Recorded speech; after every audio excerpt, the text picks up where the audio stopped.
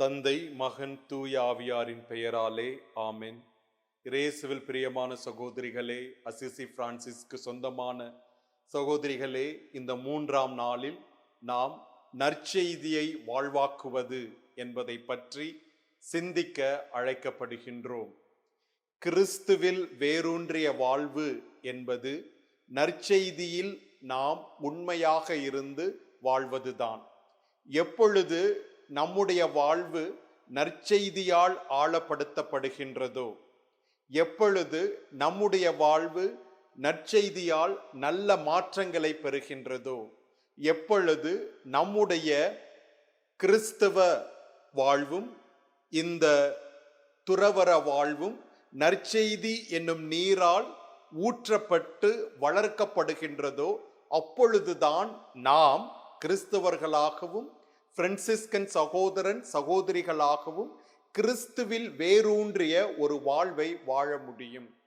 நம்முடைய துறவற வாழ்விற்கு அடிப்படையாக இருக்க வேண்டியதே நற்செய்திதான். நான் நற்செய்தி என்று சொல்லும் பொழுது எதை குறிக்கின்றேன் என்றால், ஆண்டவர் இயேசு கிறிஸ்துவால் கற்றுத்தரப்பட்ட நற்செய்தி மதிப்பீடுகள் நமக்கு நற்செய்தியாக மத்தேயு, மார்க்கு, லூக்கா மற்றும் யோவான் எழுதி கொடுத்திருக்கின்றார்கள். இந்த நற்செய்திகளில் எல்லாம் நாம் ஆண்டவர் இயேசு கிறிஸ்துவை ஒரு உயிருள்ள தேவனாக அனுபவிக்க முடியும். அந்த வார்த்தைகளை நாம் வாசிக்கின்ற பொழுது ஆண்டவர் இயேசு கிறிஸ்துவை நம்மோடு உறவாடுகிறார். எனவே ஆண்டவர் இயேசு கிறிஸ்து எப்படி தன் வாழ்வை வாழ்ந்தார் என்றும், அவர் போதித்த போதனைகள் அனைத்தும், அவருடைய அந்த இறுதி நிகழ்வுகளும் நமக்கு நற்செய்தியாக தரப்பட்டுள்ளது.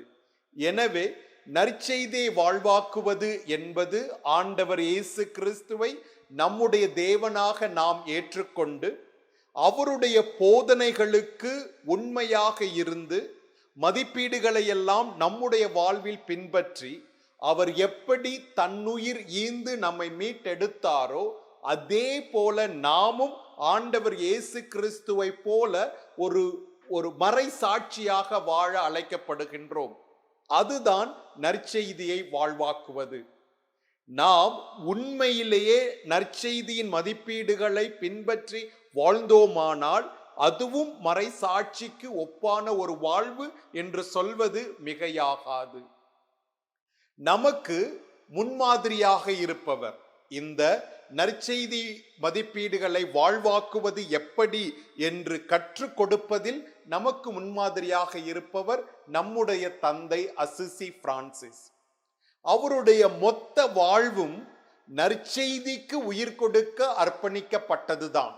அவருடைய மொத்த வாழ்விலும் நாம் எப்படி நற்செய்தி உயிரூட்டம் பெற்று மலர்கிறது என்பதை நம்மால் பார்க்க முடிகின்றது. அதனால்தான் நாம் அசிசி பிரான்சிஸை 2ஆம் கிறிஸ்து என்று அழைக்கப்படுகின்றோம். ஏனென்றால் அவர் வாழ்ந்த வாழ்வு நற்செய்தியை வாழ்வாக்கிய ஒரு வாழ்வு, நற்செய்திக்கு உயிர் கொடுத்த ஒரு வாழ்வு. பிரான்சிஸ்கன் சகோதரன் சகோதரிகளாகிய நாமும் இந்த நற்செய்தியை வாழ்வாக்க அழைக்கப்படுகின்றோம். நற்செய்தி இல்லையேல் துறவற வாழ்வு இல்லை, நற்செய்தி இல்லையேல் கிறிஸ்துவம் இல்லை. எனவே நம்முடைய துறவற வாழ்விற்கும், குறிப்பாக பிரான்சிஸ்கன் வாழ்விற்கும் ஒரு மையமாக இருந்து நம்மை செயல்படுத்துவது இந்த நற்செய்தி தான். எனவே ஒரு முதல் கேள்வியாக உங்களிடம் நான் வினவுவது இதுதான்: எவ்வளவு உங்களுக்கு நீங்கள் எந்த அளவிற்கு நற்செய்தியை அறிந்து வைத்திருக்கின்றீர்கள்? உங்களுக்குமான நற்செய்திக்குமான அந்த உறவு எப்படிப்பட்டது? நற்செய்தியில் வருகின்ற அந்த ஆண்டவர் இயேசு கிறிஸ்துவை உங்களுக்கு எவ்வளவு தெரியும்? நற்செய்தியின் மதிப்பீடுகள் அனைத்தையும் நீங்கள் அறிந்திருக்கின்றீர்களா? நற்செய்தி தான் நம்முடைய மையம் என்று நாம் சொல்லுகின்ற பொழுது அந்த நற்செய்தியை பற்றி நாம் எவ்வளவு தெரிந்து வைத்திருக்கின்றோம் என்ற ஒரு கேள்வியோடு நான் என்னுடைய சிந்தனை பகிர்வை தொடர்கின்றேன். நம்முடைய அசிசி பிரான்சிஸ் ஆண்டவரால் அழைக்கப்பட்ட பின்பு அந்த இடிந்து போன ஆலயங்களை எல்லாம் கட்டி எழுப்பிய பின்பு ஆண்டவருடைய திருவுள்ளத்தை எவ்வாறு நிறைவேற்றுவது என்று ஒருவித தேடலோடு தன்னுடைய வாழ்வை வாழ்ந்து வந்தார். அப்பொழுது ஒரு முறை ஒரு ஆலயத்தில் அவர் நற்செய்தியை கேட்டார். குரு வாசிக்க அந்த நற்செய்தியை அவர் கேட்கின்றார். மார்க் நற்செய்தி 6வது அதிகாரம் 7-8 வசனங்களில் அந்த 7-8 வசனங்களை கொண்டதுதான் அந்த நற்செய்தி. நீ பயணத்திற்கு புறப்பட்டு நற்செய்தியை அறிவிக்கும் பொழுது எதுவும் எடுத்து செல்ல வேண்டாம், பணமோ பையோ எதுவும் எடுத்து செல்ல வேண்டாம் என்பதை உணர்த்தும் அந்த வாசகம்தான் அன்று அசிசி பிரான்சிஸ் அந்த ஆலயத்தில் கேட்கின்றார். அந்த வார்த்தைகளால் அவர் ஈர்க்கப்பட்டு அந்த ஆலயத்தில் பணி செய்திருந்த அந்த அருட்பணியாளரிடம் சென்று இந்த நற்செய்தியை விளக்குமாறு கேட்கின்றார். அந்த அருட்பணியாளரும் அசிசி பிரான்சிஸ்க்கு அந்த நற்செய்தியை விளக்கி கூறுகின்றார். நீ மறைபணிக்கு செல்லுகின்ற பொழுது, ஆண்டவருக்காக உன்னுடைய வாழ்வை அர்ப்பணிக்கின்ற பொழுது, ஆண்டவரே எல்லாம் என்று உன்னையே நீ சரணடைந்து மற்ற எந்த ஒரு காரியங்களுக்கும் பொருள்களுக்கும் முக்கியத்துவம் கொடுக்காது வாழ வேண்டும் என்று விளக்கி கூறுகிறார். இந்த வசனத்தையும் அந்த அருட்பணியாளர் தந்த விளக்கத்தையும் கேட்ட அசிசி பிரான்சிஸ், இதைத்தான் நான் விரும்பினேன், இதற்காகத்தான் நான் ஆசைப்படுகின்றேன், இப்படியாக வாழ்வதற்குத்தான் என்னுடைய இதயம் துடித்துடித்து கொண்டிருக்கின்றது என்று துள்ளி குதித்து மகிழ்ந்தாராம். ஆண்டவருடைய நற்செய்தியை அவர் கேட்டவுடன் அந்த வார்த்தைகளால் அவர் முழுவதுமாக ஈர்க்கப்பட்டு தன்னுடைய வாழ்வு முறையையே மாற்றி அமைக்கும் அளவுக்கு ஒரு தாக்கம் பெறுகின்றார். அதுதான் நற்செய்தியை வாழ்வாக்குவது. அந்த நாள் முதல் அசிசி பிரான்சிஸ் எப்படியான ஒரு வாழ்வை வாழ்ந்தார், எளிமையிலும் ஏழ்மையிலும், எந்த மாதிரியான உடை அணிந்து, எந்த மாதிரியான உறைவிடத்தை தேர்ந்தெடுத்து, எந்த மாதிரியான பணிகளை எல்லாம் செய்து, எப்படியெல்லாம் நற்செய்தியை போதித்தார் என்பது நாம் அனைவருக்குமே தெரியும். ஆக அப்படியான அசிசி பிரான்சிஸ் உருவாகுவதற்கு காரணமாக இருந்தது நற்செய்தியால் அவர் ஈர்க்கப்பட்டது என்பதுதான். எனவே நாமும் நற்செய்தியை பல முறை ஒரே நாளில் கேட்கின்றோம். திருப்பலியில் நாம் நற்செய்தியை வாசிக்க கேட்கின்றோம்.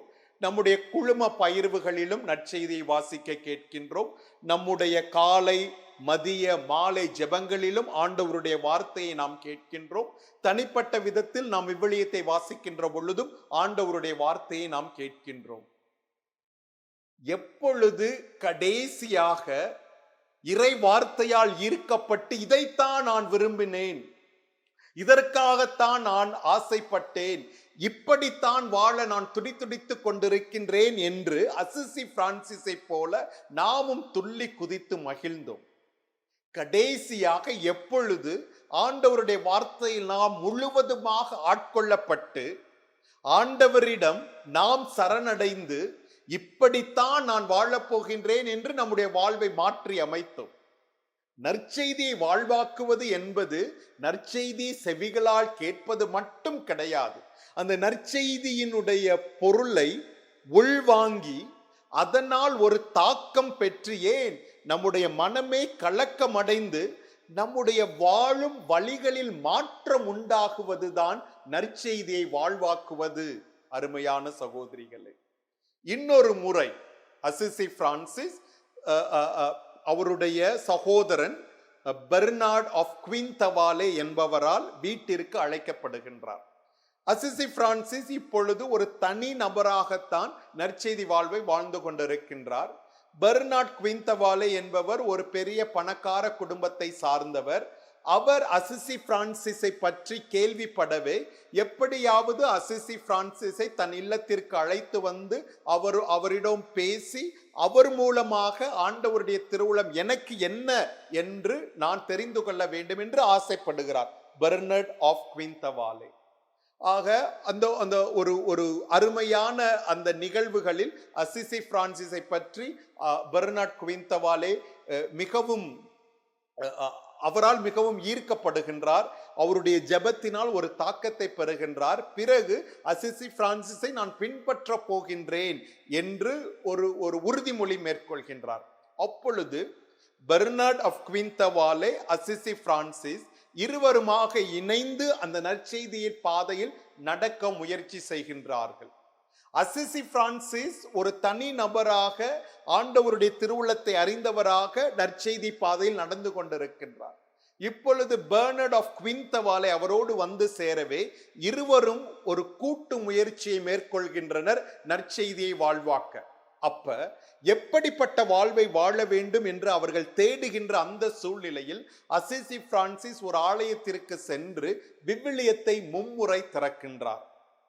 ஆண்டவருடைய திருவுள்ளம் விவிலிய வார்த்தைகளில் இருந்துதான் தெளிவு பெறும் என்பதால், அப்படியான நம்பிக்கை அவர் கொண்டிருப்பதால் விவிலியத்தை மும்முறை திறக்கின்றார்.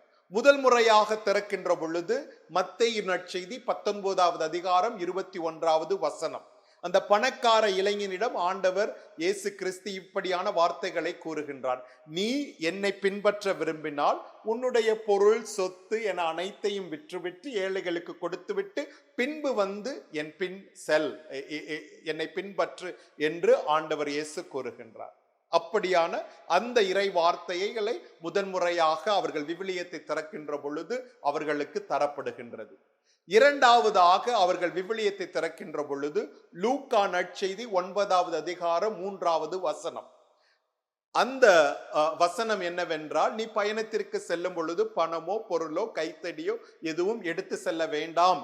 அப்படியான ஒரு வார்த்தை, இறை வார்த்தைகள் அவர்களுக்கு தரப்படுகின்றது. மூன்றாம் முறையாக அவர்கள் நற்செய்தியை விவிலியத்தை திறக்கின்ற பொழுது மத்தேயு நற்செய்தி 16வது அதிகாரம் 24வது வசனம் அவர்களுக்கு தரப்படுகின்றது.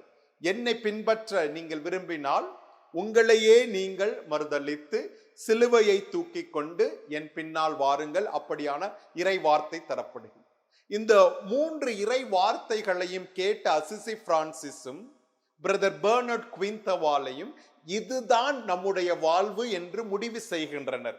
இதுதான் பிரான்சிஸ்கன் வாழ்வின் ஒழுங்கு என்றும் முடிவு செய்கின்றனர்.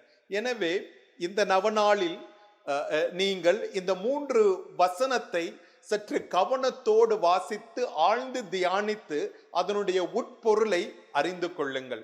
மத்தேயு நற்செய்தி 19வது அதிகாரம் 21வது வசனம், லூக்கா நற்செய்தி 9வது அதிகாரம் 3வது வசனம், மத்தேயு நற்செய்தி 16வது அதிகாரம் 24வது வசனம். இந்த 3 வசனங்களை உள்ளடக்கியதுதான் பிரான்சிஸ்கன் ஒழுங்கு.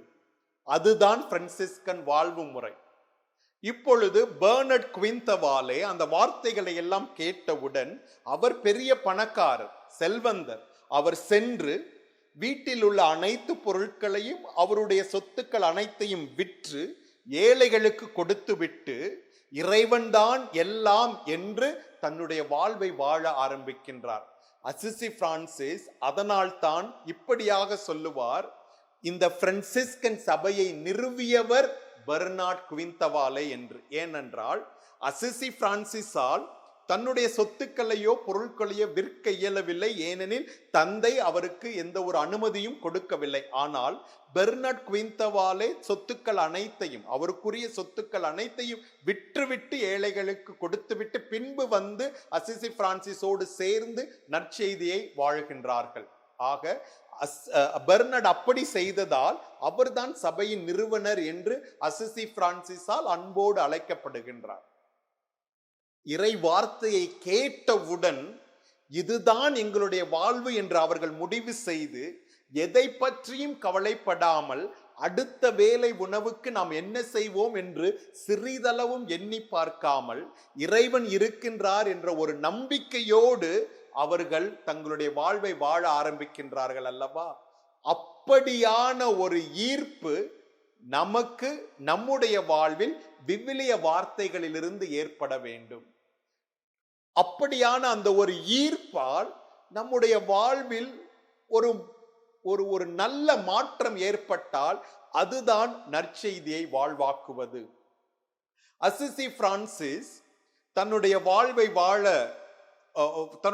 வாழ்ந்து கொண்டிருக்கின்ற பொழுது அவருடைய வாழ்வையும் போதனையும் பார்த்து பல சகோதரர்கள் அவர்களோடு அசிசி பிரான்சிஸோடு இணைந்து கொள்கிறார்கள்.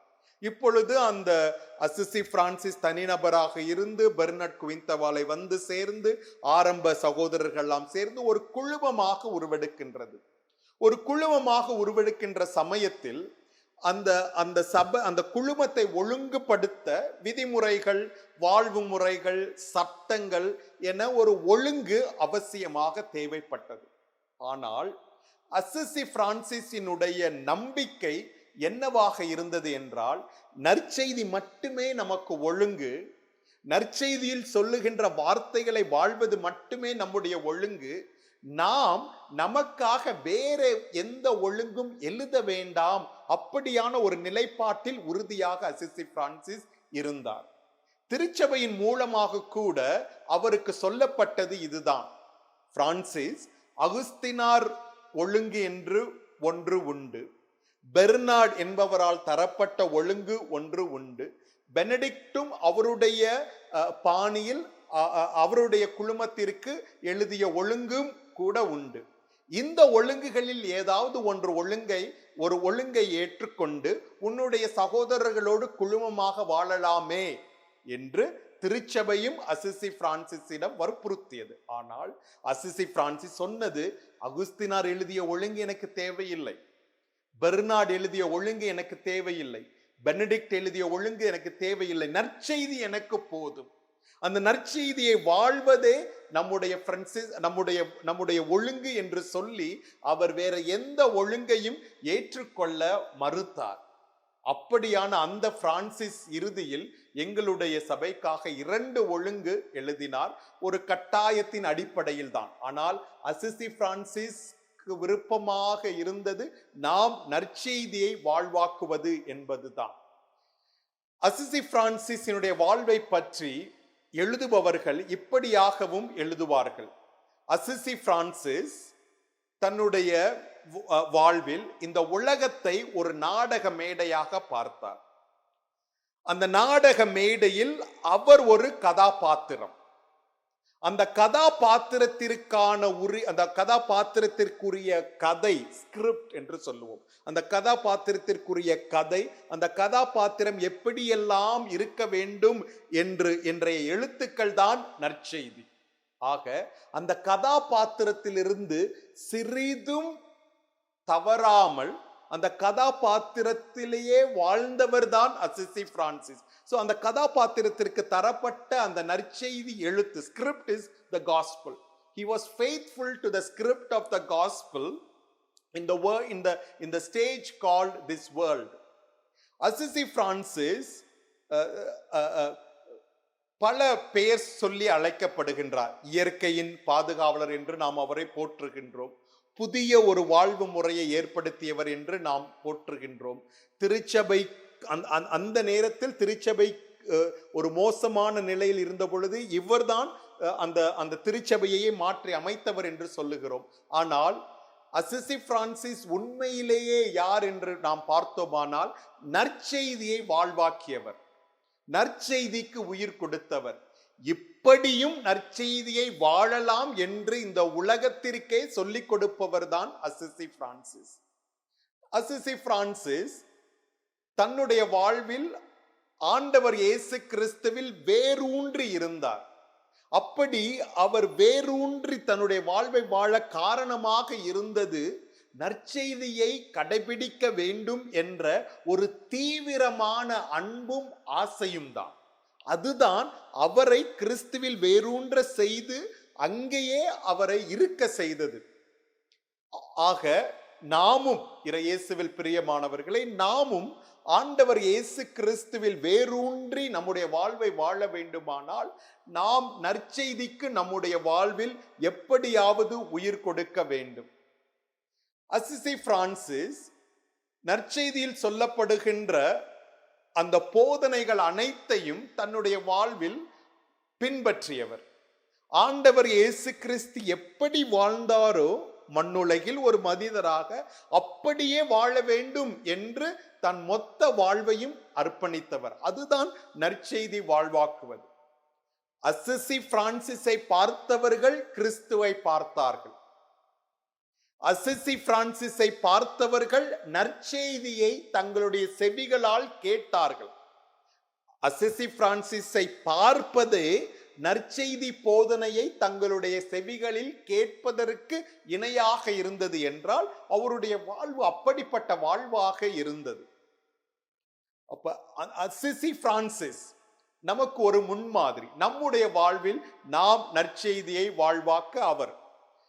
நம்முடைய ஒழுங்குகளை எல்லாம் நாம் எடுத்துக்கொண்டோமானால் நாங்கள் பின்பற்றுகின்ற அசிசி பிரான்சிஸ் எழுதிய முதல் ஒழுங்காக இருக்கட்டும். நம்முடைய இரண்டாம் சபை தூய கிளாரா அவர்களால் தோற்றுவிக்கப்பட்ட கிளாரா சபையாக இருக்கட்டும். இரண்டாவது ஒழுங்கு அசிசி பிரான்சிஸ் எழுதிய இரண்டாவது ஒழுங்கு அவர்களுக்குரியது. நீங்கள் பின்பற்றுகின்ற மூன்றாவது ஒழுங்காக இருக்கட்டும். நம்முடைய ஒழுங்கின் முதல் வரி இப்படியாகத்தான் இருக்கும். நான் ஆங்கிலத்தில் உங்களிடம் சொல்லுகின்றேன். The rule and life of the Franciscans is this: to live the holy gospel in poverty, chastity and obedience.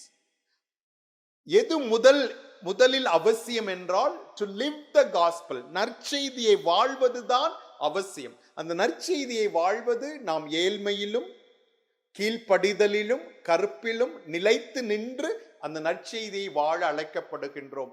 அதுதான் நம்முடைய ஒழுங்கு. எனவே நம்முடைய வாழ்வில் நாம் எப்படியாக நற்செய்தியை பின்பற்றி நம்முடைய வாழ்வை வாழ்ந்து கொண்டிருக்கின்றோம்.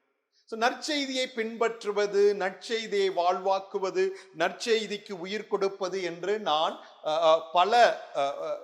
நான் உங்களிடம் சொல்லிக் கொண்டேதான் இருக்கின்றேன். ஆக நற்செய்தி வாழ்வு என்பது ஏதோ விவிலியத்திற்குள் புதைந்து கிடக்க வேண்டிய ஒன்று மட்டும் கிடையாது. ஏதோ நம்முடைய ஆலயத்திற்குள் மட்டும் நாம் பேசப்பட வேண்டிய ஒரு பொருள் கிடையாது. வாசக மேடையிலிருந்து வாசிக்கப்பட வேண்டியது மட்டும் நற்செய்தி கிடையாது. நற்செய்தி நம்முடைய வாழ்வோடு கலந்து நற்செய்திகளாகவே நாம் மாறுவதுதான் நற்செய்தியை வாழ்வாக்குவது. நற்செய்தியை பற்றி நாம் பேசும் பொழுது நற்செய்தி ஒரு ஐடியல் லைஃபா என்று நாம் கேட்கலாம். நற்செய்தி ஐடியல்ஸ் லைஃபா அல்லது நற்செய்தி இஸ் மேண்டேட்டா? So ideal versus mandate.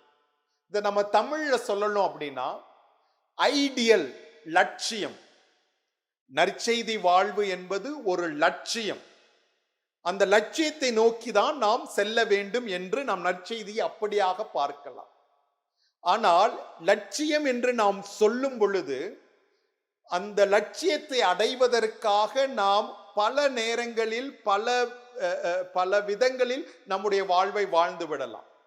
ஆனால் இந்த நற்செய்தியை ஒரு லட்சியமாக பார்க்காமல் இப்படியாக பார்க்க வேண்டும் என்று நாம் அழைக்கப்படுகின்றோம். நற்செய்தி என்பது ஒரு கட்டளை. நற்செய்தி என்பது ஒரு ஆணை. நம்முடைய வாழ்வில் அந்த கட்டளைகளை கடைபிடிக்க வேண்டும். அந்த ஆணையை நாம் நிறைவேற்ற வேண்டும். நற்செய்தி என்பது ஒரு கட்டளை, நற்செய்தி என்பது ஒரு ஆணை. நற்செய்தியை நாம் வெறும் ஒரு லட்சியமாக மட்டும் பார்க்க முடியாது. அந்த கட்டளைகளை கடைபிடித்தால் மட்டுமே, அந்த ஆணைகளை நாம் நிறைவேற்றினால் மட்டுமே நாம் உண்மையிலே நற்செய்தியை வாழ்வாக்க முடியும். நற்செய்தியினுடைய ஆணை என்ன? நற்செய்தியினுடைய கட்டளை என்ன? ஆண்டவர் இயேசு கிறிஸ்து எல்லாத்தையும் சுருக்கி அன்பு என்ற கட்டளையில் நமக்கு தந்துள்ளார். அதுதான் நற்செய்தியை வாழ்வாக்குவது, அன்பு. நான் உங்களை நேசிப்பது போல நீங்களும் பிறரை நேசிங்கள். நான் உங்களுக்கு ஒரு கட்டளை தருகின்றேன், ஒருவர் அன்பு செய்யுங்கள். அதுதான் ஆண்டவர் இயேசு கிறிஸ்து நமக்கு தந்த கட்டளை. ஆக நற்செய்தியை வாழ்வாக்குவது என்பது அன்புள்ளம் கொண்டவர்களாக நாம் வாழ்வது, அன்பு செய்வது, பிறரை அன்பு செய்வதுதான் நற்செய்தியை வாழ்வாக்குவது. அசிசி பிரான்சிஸ் எப்படியெல்லாம் அன்பு செய்தார் என்றால், நாம் நேற்று சிந்தித்தது போல அந்த தொழுநோயாளியை கட்டி அரவணைத்து முத்தமிடுகிறார். ஒரு தொழுநோயாளி, அவர் பாவ நிலையில் இருந்த பொழுது தொழுநோயாளியை பார்ப்பது அவருக்கு அருவருப்பாக இருந்தது. ஆனால் உலகத்தை விட்டுவிட்டு ஆண்டவரோடு இணைந்து ஒரு புதிய வாழ்வை வாழும் பொழுது அவரை தொழுநோயாளராக அசிசி பிரான்சிஸ் பார்க்கவில்லை. தன் சகோதரனாக பார்த்து அவரை கட்டி தழுவி முத்தமிடுகின்றார். அந்த கட்டி தழுவுதலிலும் முத்தமிடுதலிலும் அன்பு பொங்கி வழிகின்றது. அசிசி பிரான்சிஸ் ஒரு முறை தன்னுடைய இல்லத்திற்கு செல்வதற்கு முன்பாகவே திருடர்கள் அந்த இல்லத்தில் நுழைந்து விடுகிறார்கள். அப்பொழுது அங்கு இருந்த அந்த காப்பாளர் சகோதரரால் அந்த திருடர்கள் துரத்தி அடிக்கப்படுகின்றார்கள். ஆனால் அசிசி பிரான்சிஸ் அந்த திருடர்களை தேடி சென்று அவர்களை மீண்டும் அழைத்து வந்து அவர்களுக்கு உணவளித்து அவர்களுக்கு என்ன தேவை என்று அந்த தேவைகளை பூர்த்தி செய்ய முயற்சி செய்கின்றார். பகைவனையும் அன்பு செய்யுங்கள் என்று சொல்லும் நற்செய்தியை அப்படியே அவர் பின்பற்றுகின்றார். அந்த ஆண்டவர் அந்த அசிசி பிரான்சிஸினுடைய அன்பின் வெளிப்பாடுதான் நிலாவையும் சூரியனையும் சகோதரன் சகோதரி என்றாலே படைப்புகள் அனைத்தையுமே சகோதரன் சகோதரியாக பார்க்கின்றார். படைப்புகளையே வாய் பேச முடியாத அந்த படைப்புகளையே அசிசி பிரான்சிஸ் சகோதரன் சகோதரியாக ஏற்றுக்கொண்டிருந்தார் என்றால் தன் சகோதரர்களை அவர் எவ்வளவு அன்பு செய்திருப்பார், மக்களை எவ்வளவு அன்பு செய்திருப்பார், ஒடுக்கப்பட்டவர்களை எவ்வளவு அன்பு செய்திருப்பார். அன்பின் உருவகமாகவே அவர் மாறியது. கிறிஸ்து அன்பின் உருவகம், அன்பின் மொத்த வெளிப்பாடு. அப்படியே அசிசி பிரான்சிஸும் வாழ துணிந்து ஒரு அன்பின் உருவகமாகவே தன்னுடைய வாழ்வை வாழ்கின்றார். எனவே நற்செய்தியை வாழ்வாக்குவது என்பது நாமும் பிறரை உண்மையிலே அன்பு செய்வதுதான்.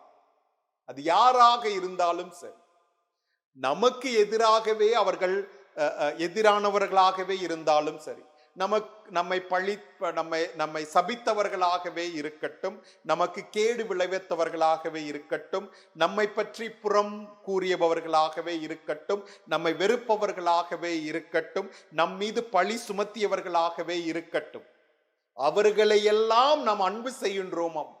அன்பு செய்கின்ற பொழுதுதான் நாம் நற்செய்தியை வாழ்வாக்குகின்றோம். நம்முடைய குழுமங்களில் அன்பு வெளிப்பட வேண்டும். அன்பை கற்றுக் கொடுக்கக்கூடிய ஒரு பள்ளிக்கூடங்களாக நம்முடைய குழுமங்கள் மாற வேண்டும். அப்பொழுது அங்கே நற்செய்தி ஒரு புத்தகமாக கபோர்டில் அடைத்து வைக்கப்பட்ட ஒன்றாக இல்லாமல் நாம் ஒவ்வொருவரும் உயிருள்ள நற்செய்திகளாக நம்முடைய குழுமங்களில் நடமாடிக் கொண்டிருப்போம். எனவே இயேசுவில் பிரியமானவர்களே, இந்த ஒரு நாளில் நற்செய்தியை வாழ்வாக்குவது பற்றி பேசிக் கொண்டிருக்கின்ற சிந்தித்துக் கொண்டிருக்கின்ற இந்த வேளையில் நற்செய்தியை பற்றி உங்களுக்கு எவ்வளவு தெரியும், நற்செய்தியின் மதிப்பீடுகள் பற்றி உங்களுக்கு எவ்வளவு தெரியும் என்று உங்களையே கேட்டுக்கொண்டு நற்செய்தியை வாழ்வாக்குவது எப்படி என்று ஒரு சுய ஆய்வை உங்களுடைய வாழ்வில் மேற்கொண்டு அன்பின் கட்டளையை ஆண்டவர் நமக்கு தந்திருக்கின்றார். அந்த கட்டளை, அந்த ஆணையை நிறைவேற்றுவதும் கடைபிடிப்பதுதான் நற்செய்தியை வாழ்வாக்குவது என்று நாம் உறுதி கொண்டு அன்பை வெளிப்படுத்தக்கூடிய சகோதரிகளாக நாம் வாழ்வோம். பிறரை அன்பு செய்பவர்களாக வாழ்வோம். நம்மை அடையாளப்படுத்த காரணியாக இருக்க வேண்டியது நாம் எப்படி பிறரை அன்பு செய்கின்றோம் என்பதுதான். நீங்கள் உங்களுடைய சகோதரியை எப்படி அன்பு செய்கிறீர்கள் என்பது மட்டுமே உங்களை அடையாளப்படுத்த வேண்டிய ஒரு பண்பாக இருக்க வேண்டும். அப்படியான ஒரு வாழ்வை வாழ நாம் முயற்சி செய்வோம். இறை அருளை வேண்டுவோம். அசிசி பிரான்சிஸின் இடைவிடாத பரிந்துரையையும் நாம் நாள்தோறும் நாடுவோம். மன்றாடுவோமாக. தந்தை, மகன், தூயாவியாரின் பெயராலே ஆமீன். அனைத்தும் வல்ல நித்திய நீதிக்குரிய இரக்கத்தின் கடவுளே, நாங்கள் என்ன செய்ய நீர் விரும்புகிறீர் என்று நாங்கள் அறிந்தவற்றை உமக்காக மட்டும் செய்திடவும், உமக்கு மகிழ்ச்சியூட்டுவதையே விரும்பவும் எம் இழிநிலையில் எமக்கு உம் அருளை தந்தருளும். இவ்வாறு உள்நிலையில் தூய்மை பெற்று அகத்தில் ஒளிர்விக்கப்பட்டு தூய ஆவியானவரின் நெருப்பினால் சுடர்விக்கப்பட்டு உம் அருமை மகனும் எம் ஆண்டவராகிய இயேசு கிறிஸ்துவில் வேரூன்றி அவருடைய அடிச்சுவடுகளை பின்பற்ற ஆற்றல் பெறுவோமாக. மேலும் உமது அருளால் மட்டுமே நாங்கள் உம்மை நோக்கி வழி நடப்போமாக. நிறைவான மூவொருமையும் எளிய தன்மையும் கொண்டு வாழ்ந்து ஆட்சி செய்கின்ற உன்னதரே, மகிமை பெறுவீராக. என்றென்றும் அனைத்தும் வல்ல கடவுளே, ஆமென். தந்தை, மகன், தூய ஆவியாரின் பெயராலே, ஆமென்.